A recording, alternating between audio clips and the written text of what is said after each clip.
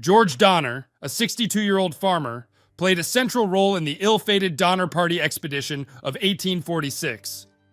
Alongside his brother Jacob, George organized a group consisting of 27 men, 17 women, and 43 children, traveling in 23 wagons with the goal of reaching California. Their journey was fraught with challenges from the beginning. The party relied on the guidance of a book by a man named Hastings, titled Emigrants' Guide to Oregon and California, which contained inaccurate information. This misinformation, coupled with leadership disputes, led the group to lose valuable time as they crossed the Wasatch Mountains and the Salt Lake Desert. As they neared the Sierra Nevadas in late October, they were exhausted and running low on essential supplies. 2 men were sent ahead to California to obtain additional provisions, and 1 returned with food and 2 Indian guides. However, as they attempted to traverse the mountain pass, a severe blizzard struck, leaving the party snowbound. They constructed makeshift shelters, but the situation worsened as the snow continued to accumulate, and their food supplies dwindled. By mid-December, their remaining livestock had wandered off, and panic set in.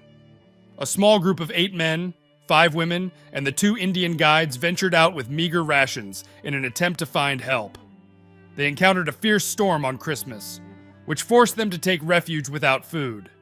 4 members of the group perished, and the survivors resorted to cannibalism to stay alive. 2 more individuals died, and the Indians, refusing to partake in consuming human flesh, were shot and also eaten.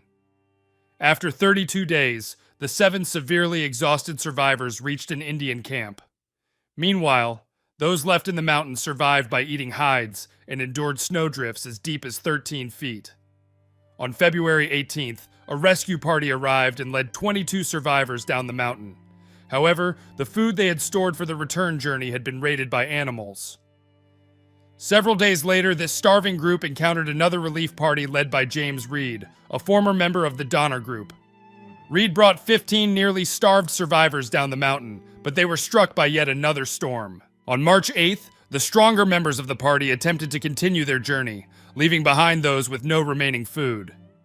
When the third relief party found the stranded group, they had fuel for fires, but no sustenance.